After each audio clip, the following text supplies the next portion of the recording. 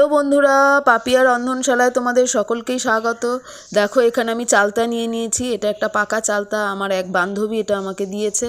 তো ওই চালতাটা দিয়ে ভাবছি আজকে আমি একটু আচার করব। দেখো আমি কিভাবে করি। চালতাগুলোকে দেখো আমি সুন্দরভাবে ছাল ছাড়িয়ে নিয়েছি এরকম টুকরো টুকরো করে। এবার আমি প্রেসারে 2টো সিটি দিয়ে নেব। এর মধ্যে আমি এখানে দিয়ে দিয়েছি একটু জল, আর এখানে দিয়ে দিলাম একটু নুন, আর এর মধ্যে আমি দিয়ে দেবো একটু হলুদ গুঁড়ো দিয়ে আমি এটাকে প্রেসার কুকারটা চাপা দিয়ে ভালো করে 2টো সিটি দিয়ে নেব। দেখো এটা বেশ ভালো মতন সিদ্ধ হয়ে এসছে, দেখেই বুঝতে পারছো কতটা এটা নরম হয়েছে। এবার এই সেদ্ধ করা চালতাটাকে আমি একটু নোড়া দিয়ে ভালো করে একটু ছেঁচে নেব।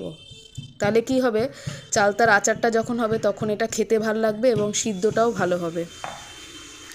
দেখো ঠিক এরকমভাবে এটাকে নোড়া দিয়ে ছেঁচে নিতে হবে। দেখো আমি ভালো মতন এটাকে ছেঁচে নিয়েছি। এখানে আমি ভাজা একটা মশলা করে নেব, জিরে, ধনে, শুকনো লঙ্কা, মৌরি আর একটু এখানে দিয়ে দিয়েছি মেথি, দিয়ে ভালো করে এটাকে আমি একটুখানি ড্রাই রোস্ট করে এটাকে আমি মিক্সির মধ্যে ভালো করে গুঁড়ো করে নেব। দেখো গুঁড়ো হয়ে গেছে। এখানে আমি সর্ষের তেল নিয়ে নিয়েছি, এর মধ্যে আমি এখানে দিয়ে দিলাম একটু পাঁচফোড়ন।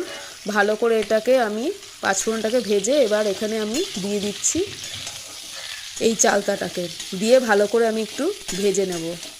এটাকে কিন্তু একটু ধিমে আঁচে ভালো করে ভাজতে হবে। দেখো এখানে আর একটু দিয়ে দিলাম নুন আর একটু হলুদ, দিয়ে চালতাটার সঙ্গে ভালো করে আমি মিশিয়ে নেব। এটাকে কিন্তু বেশি জোরে আঁচে দেয়া যাবে না। দেখো এখানে আমি নিয়ে নিয়েছি আখি গুড়, আখি গুড়টাকে ভালো করে গুঁড়ো করে নিয়েছি।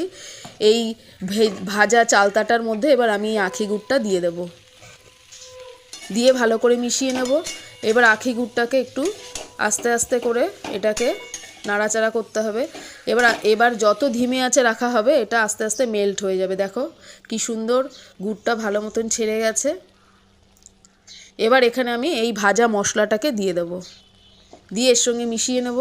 এই সময় চালতার আচার খেতে না খুবই ভালো লাগে। চালতার আচার যদি পাকা চালতা হয় তাহলে তো ভীষণই ভালো লাগে, একটা বেশ রস রস ভাব হয়, খেতে ভীষণই ভালো লাগে। দেখো এটা আমি ভালো করে মশলার সাথে এবার মিশিয়ে নেব। দেখতেই পাচ্ছ কতটা সুন্দর একটা কালার এসছে, আর এবং একটা মাখো মাখো ভাব হয়েছে। দুপুরবেলায় খেতে তো ভীষণই ভালো লাগে। দেখো আমার চালতার আচার মোটামুটি রেডি হয়ে গেছে। আমি যেভাবে করলাম তোমরা ঠিক সেইভাবেই করো। কতটা লোভনীয় হয়েছে দেখো, দেখেই মনে হচ্ছে এখন জিভে জল চলে আসছে। আমি যেভাবে করলাম তোমরা ঠিক সেই পদ্ধতিতেই করো। এটা দুপুরবেলায় বসে বসে বেশ খেতে খুবই ভালো লাগে। ভালো লাগলে লাইক করো, কমেন্ট করো, শেয়ার করো।